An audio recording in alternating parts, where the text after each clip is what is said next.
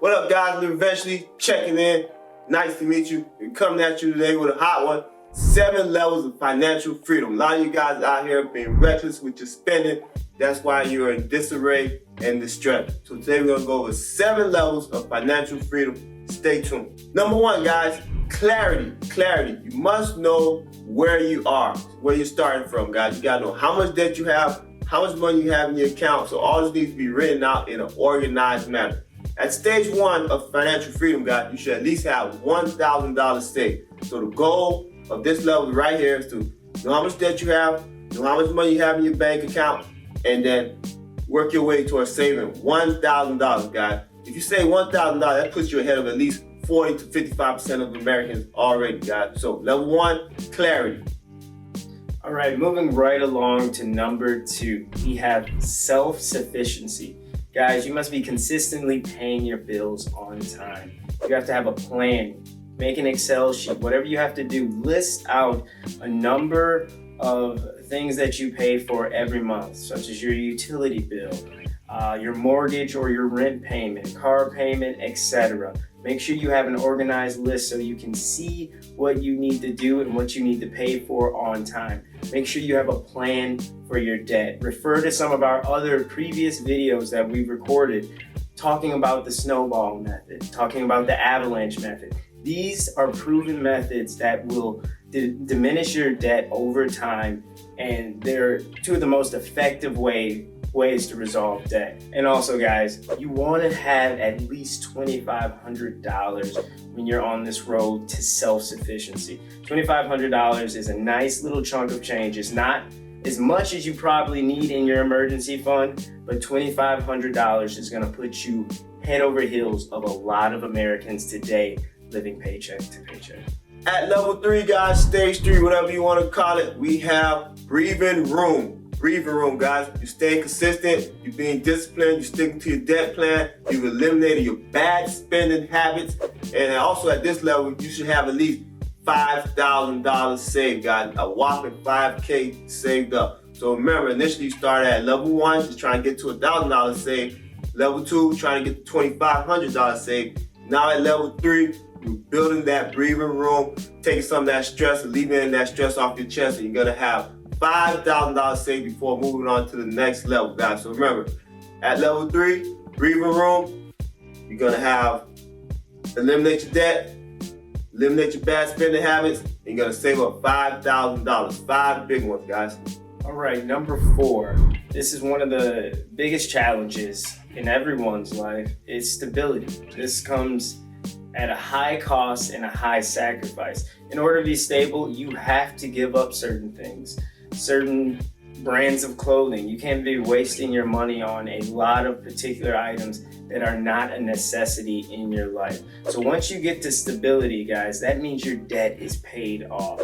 That means you have $10,000 in your savings account or in a CD or something like that. You have started investing in things such as ETFs, index funds, single stocks, etc. This is a perfect way for your money to work for you. When you're investing it into the market, such as ETF funds, index funds, single stocks, bonds, things of that nature, make sure your money is working for you. But the biggest thing is when you're becoming stable, and also when you actually are stable, don't go outside your means, guys. Do not start buying fancy cars, fancy Lambos, getting rid of that $10,000 you have saved. Make sure that's there for a rainy day and everything is gonna go smoothly, but stay inside your means to become stable. All right, guys, at level 5, we have flexibility. Now you're gonna be flexing your financial muscle. You're stable in your career, you have a high income skill set, meaning you make anywhere from $8,000 to $10,000 to $12,000 a month. You get more into your leisure activities, your hobbies, things of that nature. You got good spending habits, and now you have some breathing room where you can get more into things such as card collecting, cars, traveling, etc. And also at this level, you're gonna have $25,000 saved up between your actual savings account and your investment account. Because remember, the previous stage, you started getting more into investing. So now you're gonna have some money spread across between savings and your actual brokerage account. Whereas ETFs, using things such as Robinhood, Acorn, Fidelity Mutual, things of that nature, right, guys? So now you're at your financial flexibility, you're flexing your muscle, showing what you got, and you're being financially responsible. Number 6, guys, we have financial independence.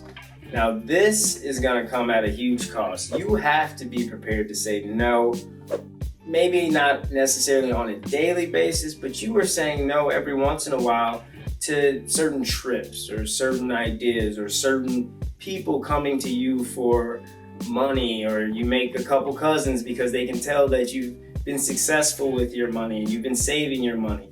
Your portfolios, you have a very healthy portfolio. Between that, you have $60K saved up in a savings account and also your portfolio that is in the market, such as ETFs, index funds, etc. Guys, this is a huge step into financial freedom. At number 7, stage 7, guys, you're gonna be in wealth mode. You're completely debt-free, and you're almost to the point where you could live off of your investments. You're gonna have $150,000 saved between your savings and your investment portfolio. So that's when you're gonna start generating that anywhere from 8 to 10 to 12% return on your investments, and then you can start living off of that. So guys, at number 7, you're gonna be in wealth mode. At level 6, you're being very protective of your wealth by saying no and saying declining certain things, as well as sticking to your guns, sticking to your list, sticking to all your financial habits, and not getting into those bad habits. So at this level, number 7, you're in wealth mode, 150K saved up between your accounts and your actual investment portfolio. We have a bonus one for you guys, which is gonna be our number 8 plus one. It is FU money.